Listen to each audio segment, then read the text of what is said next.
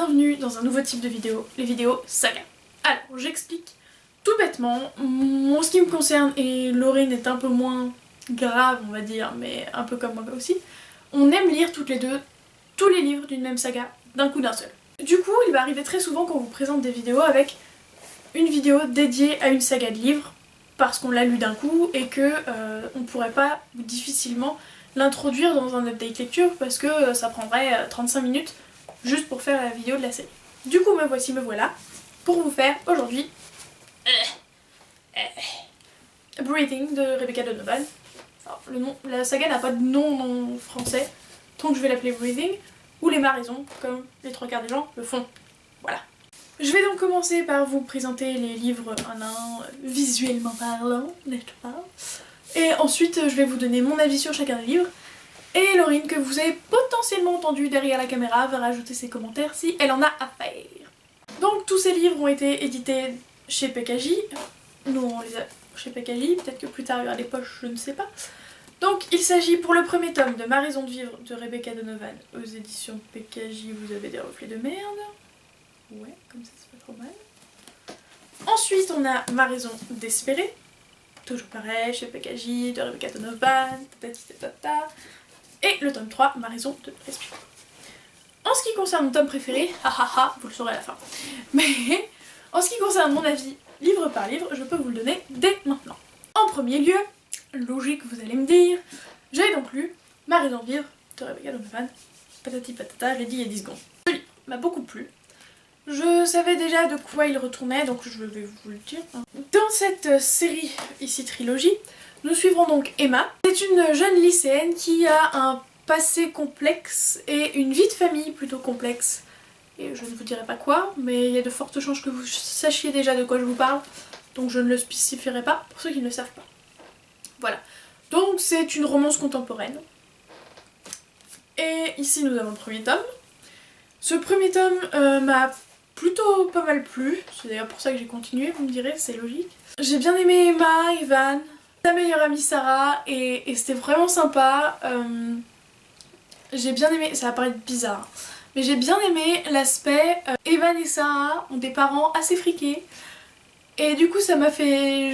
Enfin j'ai bien apprécié parce que du coup on a introduit dans un monde de gens de la haute société si on peut dire. Faut pas abuser non plus mais vous voyez avec un bon petit palace, 35 chambres dedans, enfin bref.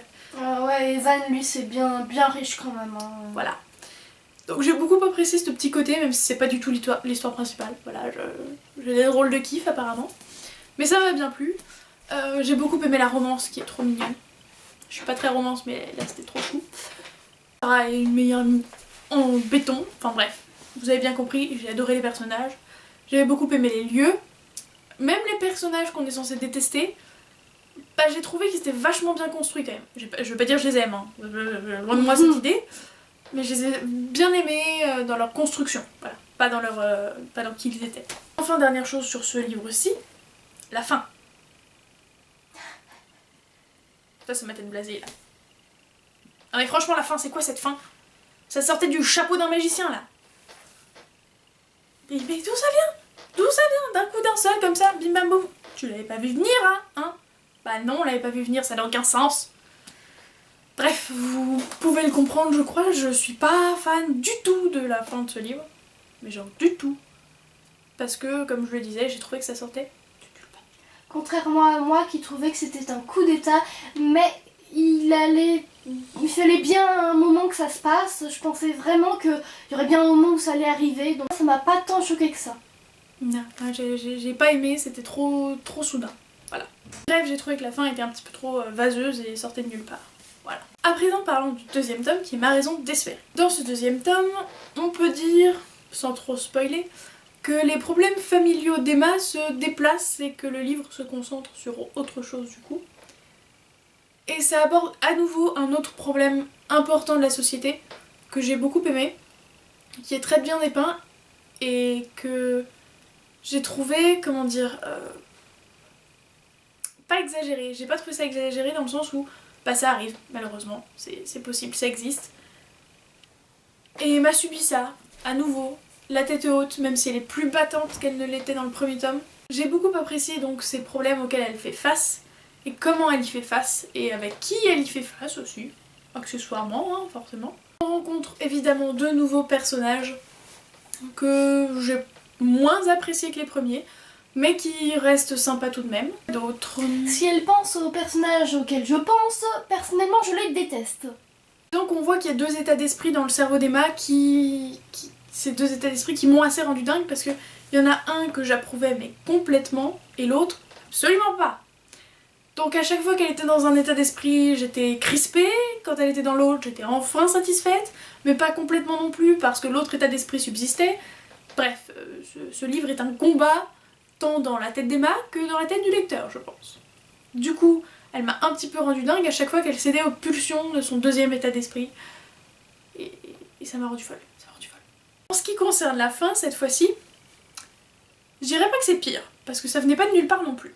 Cette fois, c'était mieux mené à mes yeux que dans le premier tome, parce qu'on le voit pas venir pour autant, mais c'est pas non plus... ça vient pas comme un cheveu sur la soupe, quoi. Cette fois, il y a du sens, il y a de la cohérence, il y a de la surprise, de la grosse surprise. Et c'est vrai que moi j'ai beaucoup apprécié ça. J'ai pas aimé comment ça se finit, ce gros retournement de situation, mais j'ai aimé le retournement de situation en lui-même. Et j'ai trouvé qu'il apportait beaucoup de... En même temps, ça fermait le tout, ça fermait le livre, et en même temps, ça ouvrait tellement d'autres possibilités pour la suite que ça m'a énormément plu. Et enfin, troisième et dernier tome, ma raison de respirer cette fois-ci. Bon, maintenant, on peut le lire, c'est ce dernier tome qui m'a le plus plu, c'est donc mon préféré de la trilogie. Parce que, pour une raison un petit peu bébête, un peu nostalgique, parce que ça m'a refait penser aux premières fanfictions que j'ai lues. Je m'explique, on change complètement de décor. De décor, exactement. On change complètement de décor et on se trouve sur la plage. Bravo, mais vous êtes logiques mes petits. Bref, on se retrouve sur la plage, donc dans un univers, un décor différent, ce qui déjà donne de la fraîcheur parce qu'on commençait vraiment par se sentir étouffé par le patelin paumé de je sais plus comment il s'appelle. Voilà. Et donc ça change, il y a vraiment une cassure pour moi entre le tome 2 et le tome 3. Ouais, je suis d'accord. Voilà. Et ça donne un petit coup de fraîcheur, ça fait du bien. Donc dans ce tome-ci, ça m'a fait penser nostalgiquement aux fanfictions que je lisais parce que justement, l'une des premières fanfictions que j'ai dû lire, c'était avec un petit peu toutes les stars Disney Channel et tout. Et en gros, ils avaient tous une maison sur la plage et c'était leurs aventures, entre guillemets, justement dans cet univers-là, avec les fêtes, les bourrages de gueule, ce genre de choses. Et du coup, vous voyez le petit... ceux qui l'ont lu, vous voyez? Ouais, vous voyez. Je sais que vous voyez. Et du coup, ça m'y a beaucoup fait penser, d'où le fait que ça soit mon tome préféré. Et je le trouve plus apaisant ce tome, c'est un peu curieux à dire, mais disons que les personnages sont moins agaçants lorsqu'ils l'ont été, et sont plus posés eux-mêmes, et ça se ressent, même s'ils font leur bourde, certes, mais ils sont plus posés eux-mêmes, du coup ça nous permet de mieux respirer. Bref. Donc ça nous permet de mieux respirer, d'apprécier mieux la lecture, et puis voilà, cette petite ambiance... estivale m'a beaucoup plu, particulièrement puisque je l'ai lu pendant mes vacances à moi. Hey. C'était donc mon avis sur la saga Breathing de Rebecca Donovan. Je vous invite fortement à regarder le point lecture de Laurine dans lequel elle parle du dernier tome, Ma raison de respirer, que vous retrouvez en dessous en barre d'infos, si j'ai bien fait mon job. Mais j'aurais bien fait mon job, n'est-ce pas? J'espère que cette vidéo vous a plu. Si vous avez lu ces livres, nous aimerions bien que vous nous précisiez lequel vous avez préféré et ce que vous avez pensé de chacun de ces livres. Si cette vidéo vous a plu, vous pouvez laisser un petit pouce en l'air, n'est-ce pas? Je vous souhaite d'excellentes lectures et à la prochaine. Ciao!